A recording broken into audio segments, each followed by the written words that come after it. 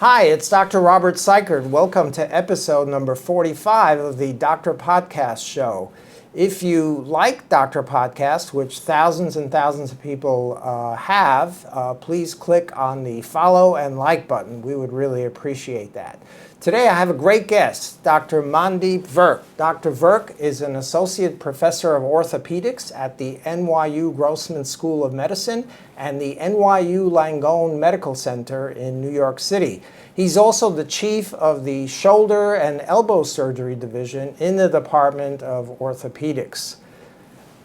Thanks very much, Mandeep, for coming today. I really appreciate you taking the time from your busy schedule to talk about this. I have many patients who have eye problems, but a lot of them always complain to me about their shoulders, their elbows, other types of orthopedic problems. I don't know too much about it, so I send them to one of the orthopedists at NYU, which is a great program. So I'm glad you were able to make it today to talk to us specifically about shoulder and elbow issues. Tell us how you became interested in orthopedics. Sure. First of all, thank you for having me. And everybody has a story as to how they get into their field. And right. I have a few stories about how I got at each of my stages of career, if you will. So I was, as a kid growing up, I was into soccer. I played soccer. And when I was around 10, I had a condition which goes by the name Osgood-Schlatter's disease, which is basically a traction, apophysis, inflammation of the tibial tubercle, which in layman term is a small area to which the kneecap tendon attaches. And as the kid is growing, if you get taller too soon, then they can be pulled on that tendon and that can result in inflammation. So typically at this area in the knee, you'll start having recurrent swelling when you engage in a physical activity. Right below the kneecap. Right below the kneecap where the tendon inserts. And that was my first the interaction with an orthopedic surgeon that I remember from my childhood. And, it was a lengthy process for recovery. It was non-operative, and it took me more than a year to get back into soccer. But the whole process, interacting with the orthopedist, and that whole process kind of really attracted me towards knowing what this field is. Additionally, my brother, he broke his elbow twice playing monkey bars, and then seeing him getting a cast, seeing him doing physical therapy and all those things kind of got the seed into me that, hey, this is a cool field, whatever it is. It sounded really fun. Right. So when I got an opportunity to make a decision as to what medical specialty I want to further pursue, then orthopedics kind of came natural to me.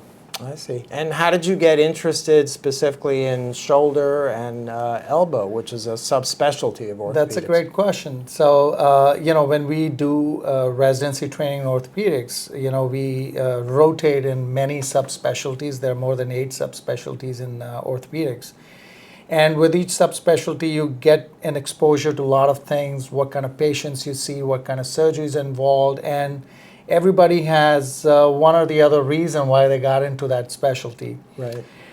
So I am and I was very passionate for orthopedics in general. So everything in orthopedics was very near and dear to me. So when I was making a decision for subspecialty training, I wanted to take all the skills that I learned during my training out of sheer passion and continue to use them throughout my career. Right. So in shoulder and elbow, I saw that opportunity that, hey, if I get trained in this, I'll be able to do fracture care that I learned as a resident. I would be able to use my arthroscopic skills that I learned for arthroscopic surgeries. I can do shoulder replacement. And now I operate on patients anywhere between age 10 to 100 plus, where I'm taking care of athletes. Wow. For their sports-related injuries. I'm taking care of kids who have any traumatic injuries. I'm fixing fractures. I'm doing shoulder replacements. I'm fixing rotator cuffs. So it's a little bit of everything that I learned as a resident that I'm able to take to the next level. So the other reason was both my mentors were shoulder surgeons, so it was but natural for me to kind of delve into shoulder and elbow as a subspecialty. Wow, interesting. So how many years of training is it to become an orthopedist and then a shoulder elbow specialist after the 4 years of medical school? Oh boy, it's a long time. So you said 4 years of medical school, 5 years of orthopedic residency training. I did 6. I did a year of research, and I did actually 2 years of research prior to joining in orthopedics, and then a year of fellowship. I would say it'll sum up to a good 10, 12 years from the medical school. 10 So to yeah, 12 it's a years. long time. You're almost beating the cardiac surgeon I interviewed about a week ago who did 10 and a half years of training to do heart surgery. Yeah, I think all surgical specialties, Right. they take at least 5 years to do their residency training. And then the fellowships can be anywhere between a year or 2. And if you add the medical school, I think they all ballpark 10 to 12 years would be a reasonable Right. estimate. It's a long time. But yeah, it's But it's critically important, so you have to be well trained. That's the key. That's what all the other guests on the show tell me. So what are some of the most common shoulder and elbow problems that you see in patients? A lot of my patients tell me they have rotator cuff problems. They also have arthritis in their shoulder. What are the common ones that you see? I think from a musculoskeletal standpoint, you can easily clump these conditions into tendinitis, bursitis, arthritis, and muscle problems, because every joint is made up of a joint. It has muscles that terminate into a tendon that's then attached to the bone, and they are covered by protective layers like bursa, synovium, and things like that. Shoulder is a unique joint in the sense that depending upon the age of the patient, there's certain conditions that are more common compared to others. For example, a 20-year-old or less patient, I would be thinking more of instability as their primary diagnosis if they come to me, if I have to take a guess. Overuse injuries would be more common in that age group. As I get into 20 to 40 middle age, it's going to be Right. the weekend warrior injuries that are going to be more. As I get into 40 to 60, I'm going to start seeing cumulative damage, rotator cuff tears, early arthritis. And then as I get beyond 60, then we get degenerative conditions like, frank florid arthritis, rotator cuff tear arthropathies, and so forth. Elbow, similar thing. Elbow is less common of a complaint. I would say 85% of my practice as a shoulder elbow specialist is shoulder, and 15% would be elbow. And that would be kind of the theme in practice of majority of shoulder elbow surgeons, unless they are exclusively like an elbow, heavy guy. Right. Elbow, same thing, tendinitis, bursitis, sports injuries like tendon tears, like distal biceps or distal triceps. And again, if I have to say most common, would be a tennis elbow. I would say that constitutes Right. a good 60-70% chunk of an elbow practice. Elbow problems. Well, could you explain what the bursa is and what is bursitis? A lot of patients complain about that.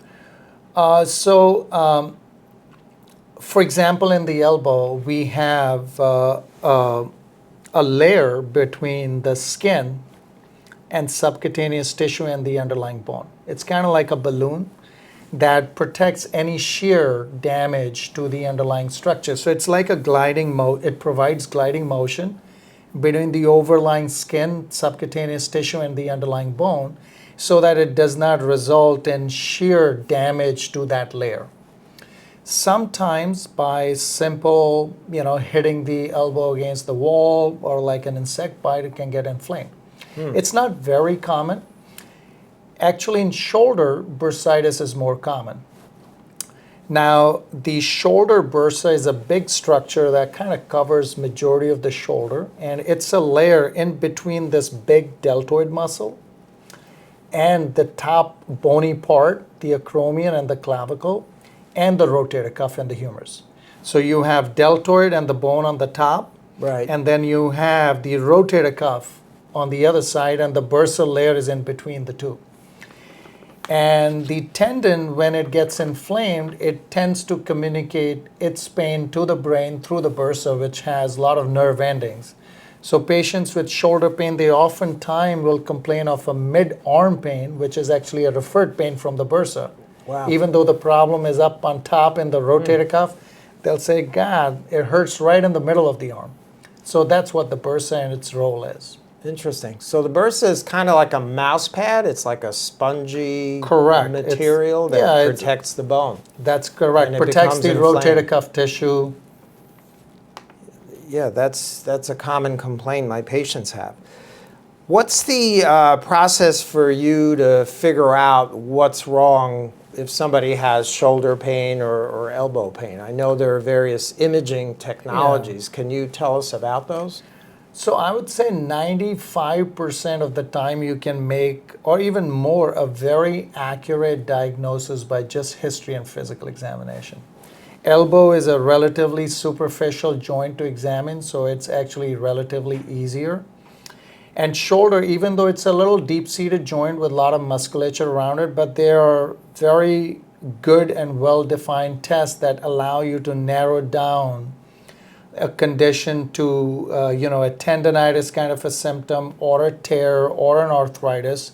So I would say in majority of cases, a good history, physical examination, and simple investigation like X-ray is more than sufficient to convincingly make a diagnosis. That's true in other specialties in medicine as well. Yes. When I teach residents, I tell them, if you listen carefully to the patient's history and you examine them, 95% of the time you can come up with a diagnosis if you have experience. So same thing here.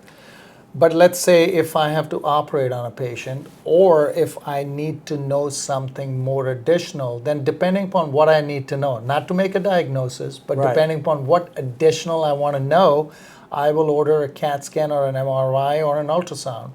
CAT scan, by and large, is more at looking for the bony structure or the architecture. MRI is more for soft tissues like tendons, muscle, their quality, the size of the tear. And ultrasound is more of a dynamic imaging. I not only use ultrasound for imaging, but I also do injections into the joints using ultrasound guidance, and I'm pretty well versed and comfortable doing them. So it's an additional advantage of knowing how to do an ultrasound. So ultrasound actually allows you to see movement of the various joint compartments and tendons and muscles. For example, let's say, I'll give you an example of a condition. It's called ulnar nerve subluxation, which means the nerve on the inside of the elbow, which is why it's called a funny bone, because of the nerve. That nerve, in certain patients who are hyperflexible, it tends to come out of the socket and give a little snap. So when they extend and flex their elbow, the nerve tends to snap and come in and out.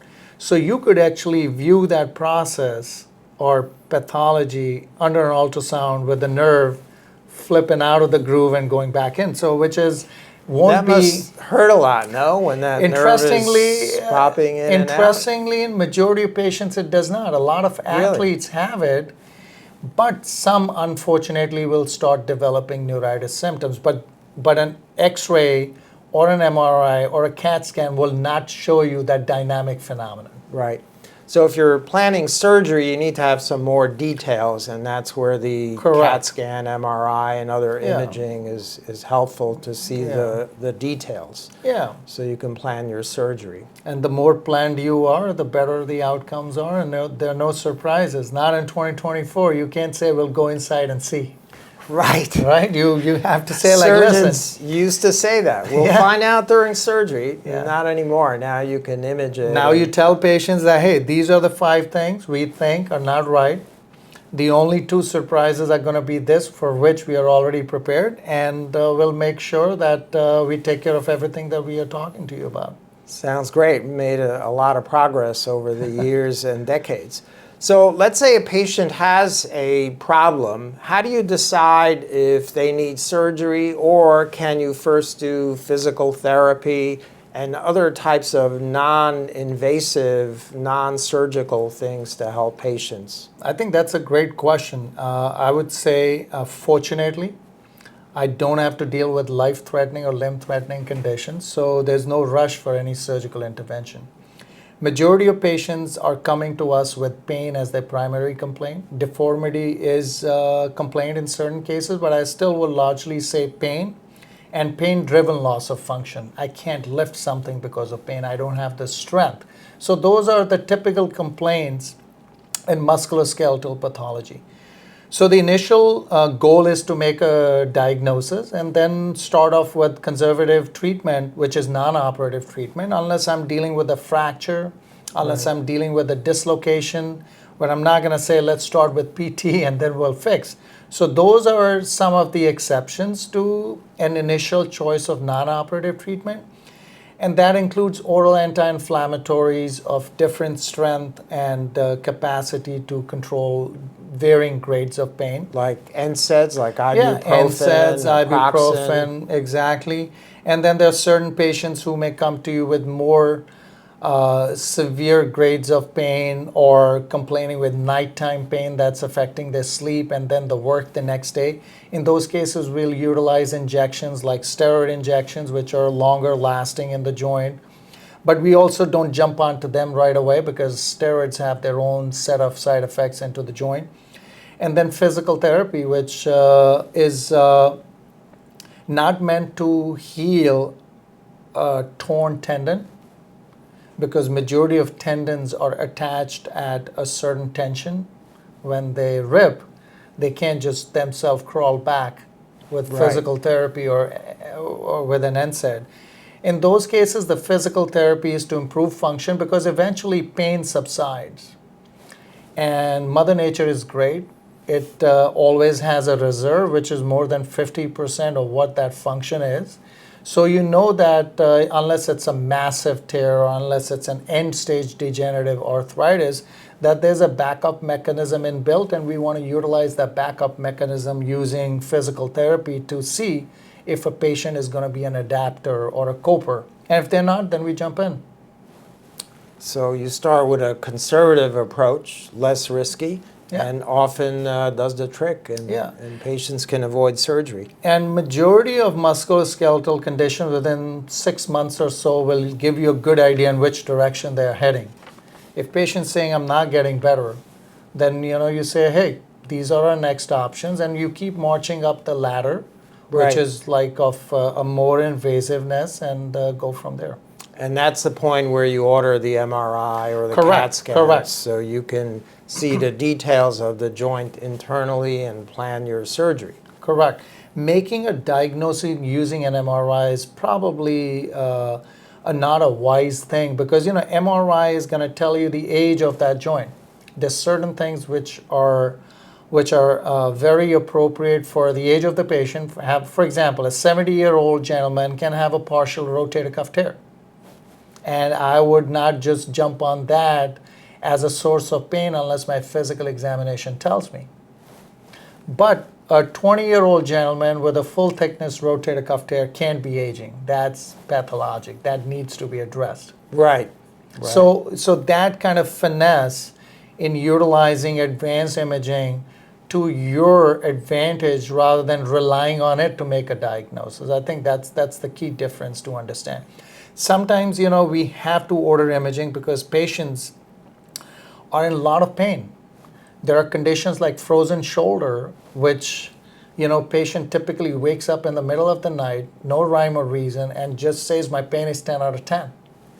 To an extent that he or she goes to an ER, get an x-ray, everybody says, okay, they get an injection, they come back, and they are miserable for first 2 weeks or more.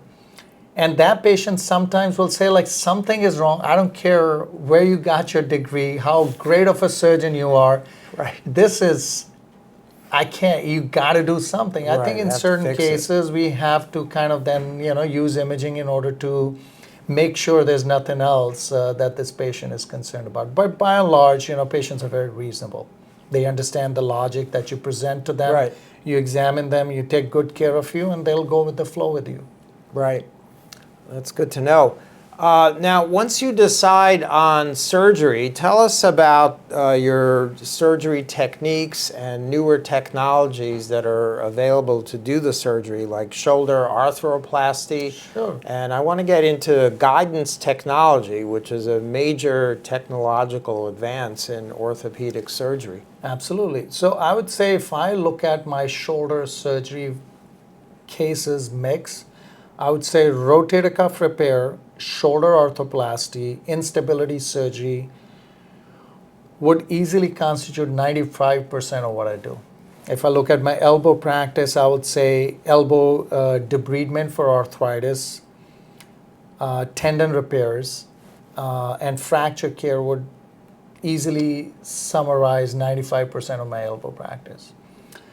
The surgeries that are done for shoulder and elbow can be easily grouped into orthoscopic and open surgeries, meaning the ones that are done in a minimally invasive fashion and ones that are done with the bigger open incisions.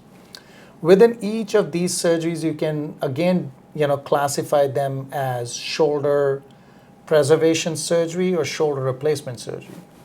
To give you an example, rotator cuff repair is a shoulder preservation surgery. I'm repairing a torn tendon, but I'm not doing anything to the joint to replace it. Somebody with an end-stage arthritis who has done everything short of surgery is going to get a shoulder replacement, which is a replacement surgery. That means they're going to get some sort of a metal and plastic to articulate their joint and make a new joint.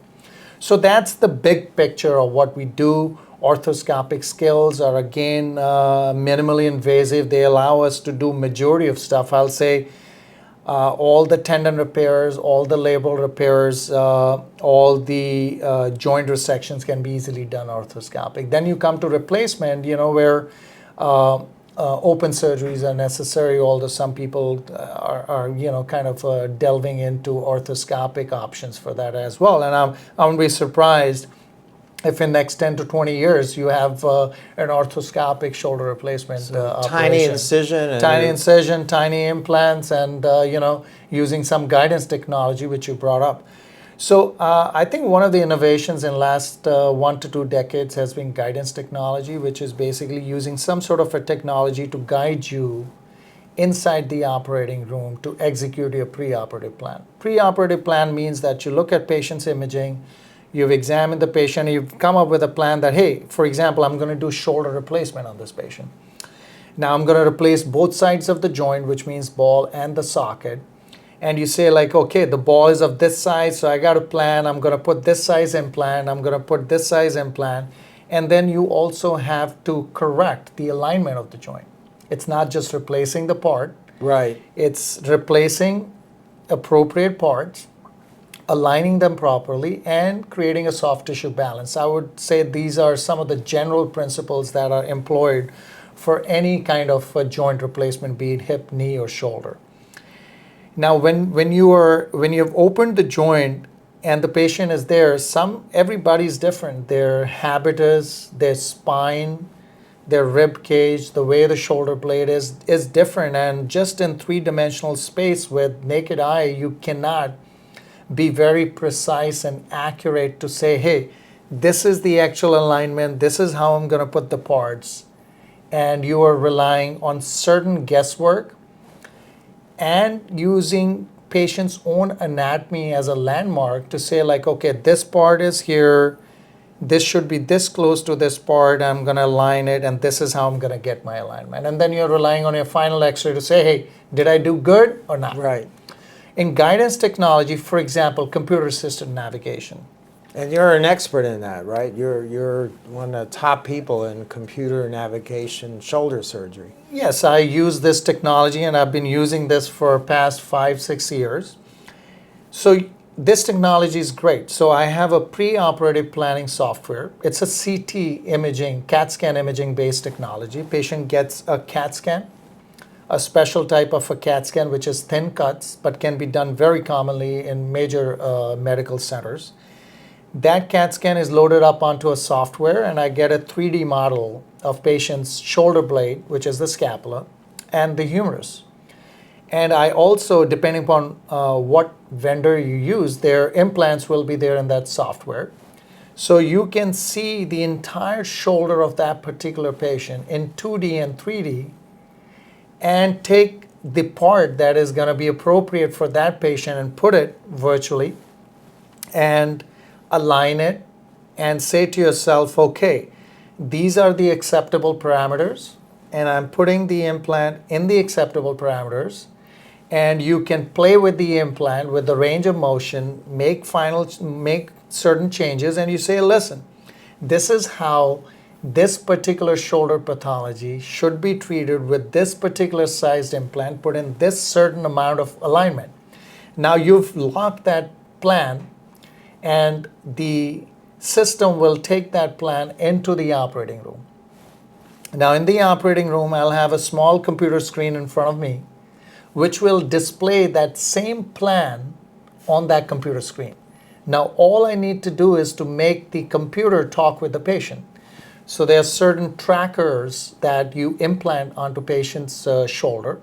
It's not difficult. It takes a total of 2 to 5 minutes, so it really doesn't add too much surgical time once you get into the flow of doing those operations with that technology. And you take certain landmark registrations, and if the computer, and you make the computer start talking to the patient's body. So with Now, every the patient is asleep under general anesthesia. Yeah, so certain kind of anesthesia. Most of the time it's regional. We have that's another area of advancement where I can't remember a patient getting general anesthesia for any of my shoulder surgeries. Wow, it's local anesthesia. Incredible. Yeah, so when you say the computer talks to the patient, it's talking to these trackers. And to make it even more simplistic, so let's say now I am working on the patient's socket. And first I need to know which is the starting point. And I take my tool that has a tracker on it, let's say a drill, and I put it on the shoulder, and I'll see a bullseye of a different color on the computer screen. Right. And it will show my starting point with a blue color and what the starting point of my preoperative plan in a yellow color. So all I have to do is go and just overlay the bullseye. That means that's the starting point for drilling that I planned the night before. Then comes reaming.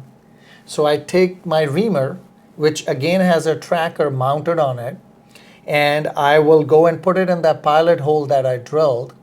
And the computer will tell me like, hey, last night you were reaming in this direction to give you the perfect alignment. So every step that I'm going to be performing in the operating room, I will get a live feedback, a real-time feedback as to how I'm doing, and am I doing it in the correct way. I don't even need to take a post-operative x-ray because I know I'm going to be, what the computer has shown me is basically what I did the night before. That's incredible. So you plan your surgery the day before on a computer. Yeah, 2 days before. Right, and then you just follow the computer during the surgery, you do exactly what was programmed, and you get a great result. And not only that, just imagine, I'm talking to a patient as my preoperative discussion 2 days, and I'm telling them, I've already done your surgery. This is what you're going to get. This is the size implant you're going to get.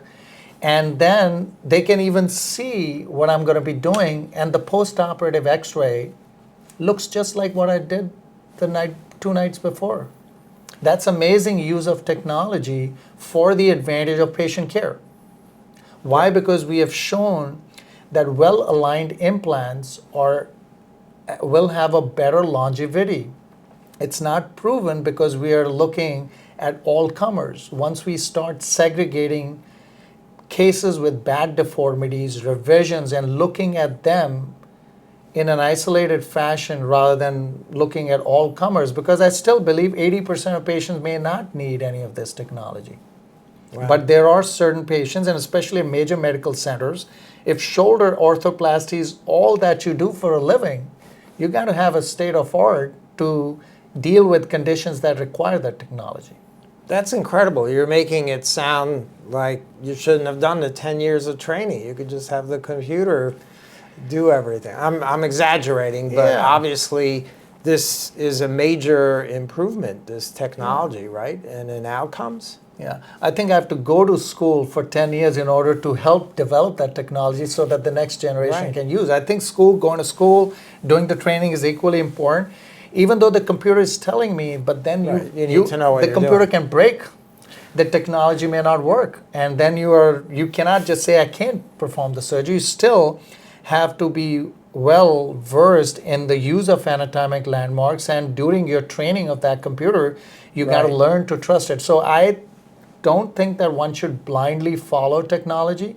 You got to make the technology work for you Right. in a safe, effective fashion for the patient. Safety is paramount. It's not Absolutely. like a MacBook that doesn't work and you say like, oh, don't worry about it. I'll give you a new one. Right. And I'll give you another 20% discount on another Apple gadgets. Here Right. I'm dealing with patients, so Right. I think safety is paramount, and then being innovative, using technology to take care of those patients, I think is the real deal. Right. So what percentage of shoulder specialists are now using this? Sounds like newer generation technology. I think guidance technology just not only includes computer navigation, it also includes robotics, which are still not out there, but the surgeons and innovators are working on it. Patient-specific instrumentations that go by the name PSI, which is basically same thing like not the same thing like computer navigation. You get guides that are generated based on your preoperative plan from a 3D model of patient's shoulder. And then you can take those are guides that you can autoclave, that you can sterilize, and you take them into the operating room, and then you put them on the shoulder and you can drill through them, ream through them, and things like that. That's another guidance technology. Then there is virtual reality and mixed reality, in which you put on these goggles that you've seen people who play video games with Right. 3D, and it will allow an interface in front of you which you can interact with in three-dimensional space and actually perform the surgery via your preoperative plan. So there are other guidance technologies that I've mentioned, and I think a large majority of surgeons are trying these out in order to help their patients in situations where they are indicated. Right. So residents currently in training are learning these Yeah. new techniques and technologies. So when they're done with their training, they'll be doing the latest and best procedure Absolutely. for their patient. And it's a great That's teaching great. tool. Right. Because when a resident, you ask the resident to first put a drill where they think should be, and then you tell them, now let's put the tracker and see how it should be. So it's a great learning tool, not necessarily on the patient, but on cadaveric models and other bone models. That's truly amazing because it is a training device which Yeah. reduces the risk of making errors or mistakes during surgery. So patients get better outcomes and probably quicker recoveries too. And improves your precision and accuracy. You know, no matter who you are as a surgeon, you're still learning. That's right. So any opportunity to learn, I think, is a blessing for in our profession. What about robotics? I interviewed a urologist last Yeah. week who's doing most of his surgery now robotically. Do you use the robotics as well inside the incisions? Or So hip and knee surgery, hip and knee replacements have transitioned into the use of transition, meaning not everything. They Right. have the use of robotics in the field. In shoulder and elbow, in shoulder in particular, there are vendors who are working on it, but I think it'll take some time, and then we have to figure out the utility. Right. Shoulder is a little more complex joint compared to hip and knee. Right, it has many degrees of movement. Yeah. Right. And could you explain when you say a shoulder replacement, you're actually putting in plastic and metal parts into the shoulder? So there are two kind of shoulder replacements. One is called a partial and one is called a total. If you're replacing, typically partial pertains to the humerus side or the ball side, which The is humerus attached to is the the bone, bone. That is the arm of your bone. arm, right. Hemi-orthoplasty means that you're just replacing the ball side, which could be just the ball, part of the ball, with a stem, without a stem. When we say total, that means we are replacing both the ball side or the arm side and the socket side. Now, total is of two types. It's called anatomic or a reverse. Reverse is a big buzzword in shoulder world among patients these days. And I would rate that as one of the biggest innovations in shoulder arthroplasty surgery in the last 2-3 decades. Really? The word reverse basically means that you flip the articulation. Now the ball, which used to be on the arm side, is now on the socket side. Really? And the socket, which is on the plastic socket, which used to be on the socket or the glenoid side, is now on the arm side. And the reason to do that articulation is that you don't have to rely on rotator cuff to bring about function of the shoulder. Now, as you mentioned, that shoulder has great degrees of freedom, and it is actually the joint in the body with the maximum range of motion. Right. But the downside, it is also the most unstable joint in the body. It's the most commonly dislocated joint in the body. So when you replace the ball with a ball and a socket with a socket, you need to have an intact rotator cuff to bring about function of the shoulder. So if the rotator cuff is either torn or in olden times irreparable, or the deformity in the socket is bad, or there's a fracture, you cannot use that shoulder replacement. Reverse, on the other hand, bypasses the function of the rotator cuff in order to make the shoulder function in forward plane, which means you can raise your arm in absence of a rotator cuff with a reverse shoulder. So as of now in 2024, it's the most common shoulder replacement being done in the United States. That's amazing. Person who discovered that or thought of that was really Paul Gramont, smart. French surgeon, yeah. Smart guy, right? Smart guy. Who would think of reversing the joint? Yeah. That's pretty amazing. What about this other procedure you're an expert in, Latarjet? Can you tell us about Latarjet surgery? So again, Latarjet and Patty were two surgeons who came up with this idea. So shoulder dislocation, as I just said, is one of the most common joint to be dislocated in the body. And, in last 5 decades, we have come a long way in the treatment of shoulder instability.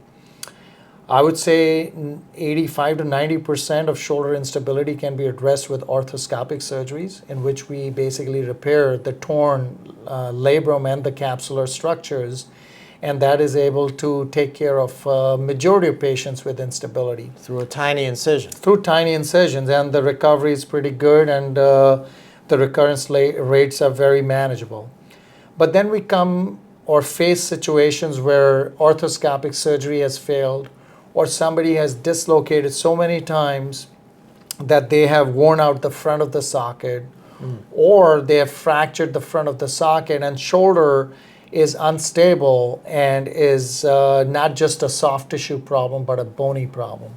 So in those cases, we can augment the missing part of the bone in the front of the socket by using a bone locally next to the shoulder, which is called a coracoid process, that normally has the attachment of one of the heads of the bicep tendon, bi meaning two. So one of the head goes into the shoulder and attaches onto the top of the socket, and the other, called the short head, goes and attaches to the coracoid process. So you take a piece of that coracoid along with the muscle, and you put it in front of the socket to increase the arc and also give other effects like ligament effect, and that reduces the shoulder recurrence down to less than 5% compared to an arthroscopic repair, which would have, in that particular situation, a recurrence more than 70%. So it's a great operation that has been there for a long time, but has become a lot more popular in last decade or so. And a great number of surgeons are even doing it arthroscopic.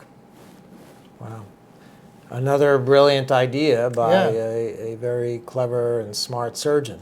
That's amazing, with great results.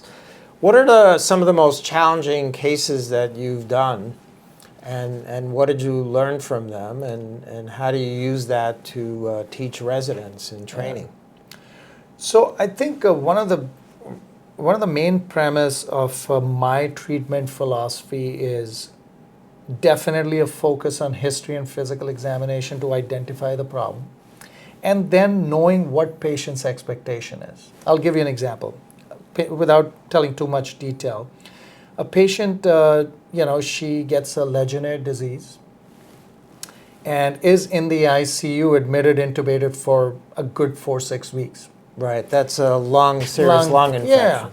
And during her stay in ICU, she develops heterotopic ossification and has multiple joint contractures. Contracture of the elbow, contracture of the shoulder, contracture of the hip, contracture of the knee. Everything. Now, luckily, upper extremity is not a weight-bearing joint. We don't walk on it. But she had bad contractures that she cannot bring her hand close to her mouth. So for the last 2 years, her family is feeding her. Wow. She has not touched her face.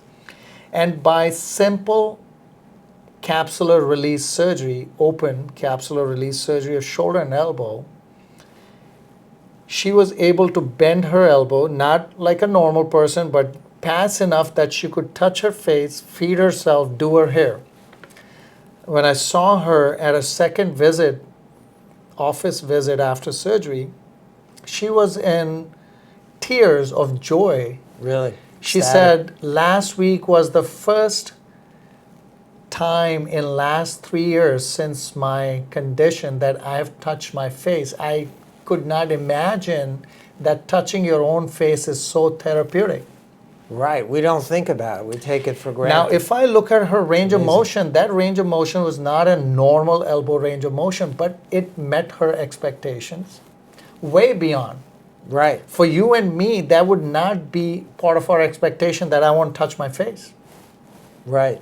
So I think that may not be the most challenging case, but what is challenging is that how a procedure that for somebody else may not meet the expectation, he may be that, hey, I didn't get my full range of motion, is very different than this patient who is the most happiest patient that one can have. But at the same time, everything is not hunky-dory. We all as surgeons have complications. And during that time, the challenging situation is how to be by the side of your patient, be their confidant, be their voice. That patient is going through a lot. I need to learn how to put myself in that position and experience the same thing that they're going through so that I can help them. And patients are kind. They understand. You shower them empathy, they're going to shower you love. They understand that this is not everything is in the hands of a surgeon. There's somebody called God, and God has its own plan. Right. But the quality of life improvement with that patient is just incredible, right? Yeah. You can't even describe it. It's pretty amazing. So you've described lots of incredible new technologies like the computer navigation, which is amazing to me. How do you keep up with all this? How do you learn the new technologies and become good at them, good enough so that you can teach them to the next generation of surgeons? I think self-learning is very important. Now, how you do that self-learning, that can be done by going to meetings, participating in conferences, being part of organizations. For example, I'm a member of American Academy of Orthopedic Surgeons. I'm an active member of American Shoulder and Elbow Society and other regional societies. I attend all the national meetings. I present. Doing research is another way. Partnering with industry on innovative ideas, another way of learning. And then, when you teach somebody, the person who learns the most is the person who's teaching. Right. Yeah, when I teach residents, I find that also. And I have to be on top of everything so I can... You prepare. You prepare well because you are going to be up there. Number two, when you are talking, things resonate in your head and you ask questions to yourself. Right.